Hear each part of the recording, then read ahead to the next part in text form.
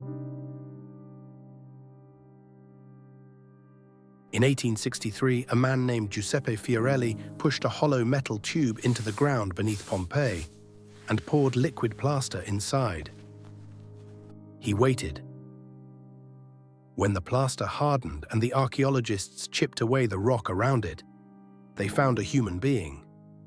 Not bones, not a fossil. A person, frozen mid-scream, hand raised, eyes shut tight. The body had rotted away 1,800 years ago, but the shape of their final moment had survived, pressed perfectly into the volcanic ash, like a stamp into wax. That's when everyone realized Pompeii wasn't just a buried city.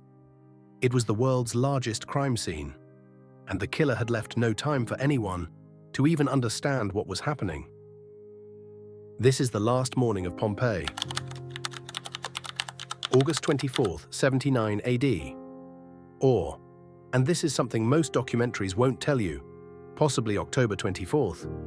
A charcoal inscription found in 2018 references the 17th day after the 1st of October. Charcoal doesn't survive summer. Pompeii might have been buried in autumn. We don't know for certain.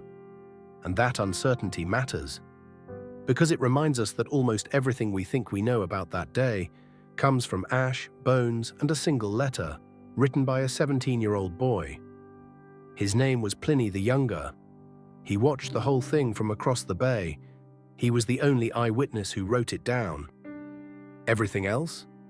We reconstruct. So let's reconstruct. That morning, Pompeii smelled like bread. The city had 80 fast food restaurants. They were called thermopolia. Stone counters with circular holes cut into them, terracotta pots of warm food sitting inside, lentil stew, salted fish, wine mixed with honey. Archaeologists found the pots still on the counters, the food still inside them. The customers never came back to finish their meal.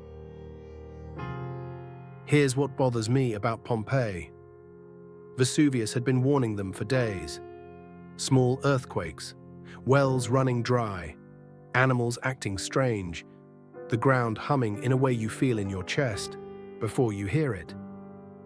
The Romans didn't know what a volcano was. Not really. Vesuvius hadn't erupted in 1,800 years. To them, it was just a mountain, a very fertile mountain. The soil around Vesuvius was extraordinary, rich in minerals, perfect for growing grapes. The best wine in the empire came from those slopes. So when the ground shook, some people left. The smart ones, the nervous ones, the ones who trusted their instincts. But most people stayed. Because people always stay. Because this is where your house is, your business, your children's school, your dog, who you've chained to the wall because you're just running to the market. You'll be right back. We found that dog, still chained, still at the door, curled into itself in the ash. Just after midday, Vesuvius opened. Not with lava. That's the part people get wrong. The lava came later, and mostly missed the city.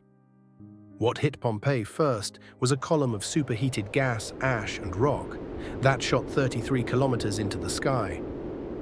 Pliny the Younger described it from across the bay as looking like a pine tree, a massive trunk rising straight up, then branches spreading wide at the top.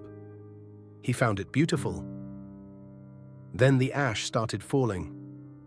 Small at first, like grey snow.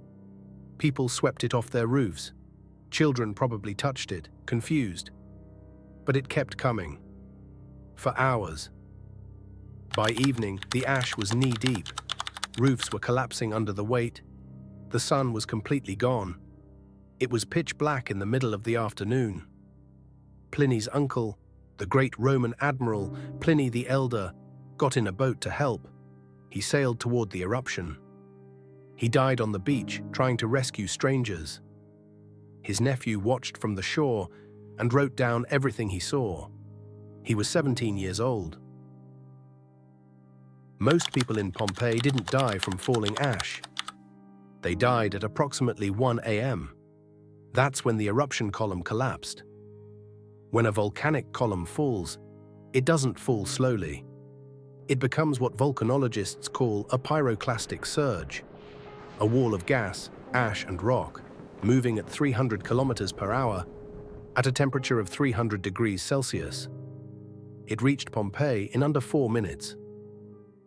At that temperature, the human body doesn't burn. It doesn't melt. It stops. Instantly. Completely. Every muscle contracting at once. That's why they're frozen mid-step, mid-breath. One woman, we call her the Regio Fidei lady, was found face down, arms stretched forward, as if she tripped and never hit the ground. That's why the family in the House of the Golden Bracelet are still together. Mother, father, 2 children, a servant. Huddled in a corner, the mother's arms still wrapped around the youngest. They didn't know it was coming. There was no warning for this part. One moment they were alive. The next moment they were the shape of being alive, pressed into the ash of a dead mountain. For 1,700 years, Pompeii sat under 4 to 6 meters of volcanic debris. Then in 1748, workers digging a water channel found a wall. And behind the wall, a city. Intact frescoes, still bright mosaics. One reads, "Cave Canem, beware of the dog." Graffiti carved into walls by bored teenagers. Love declarations, insults, restaurant reviews. One inscription reads, "Gaius Pomidius Dipylus was here, October 3rd, 78 BC. A name, a date, a person who just wanted to be remembered. He never imagined how thoroughly that wish would come true." Here's what I think about when I think about Pompeii.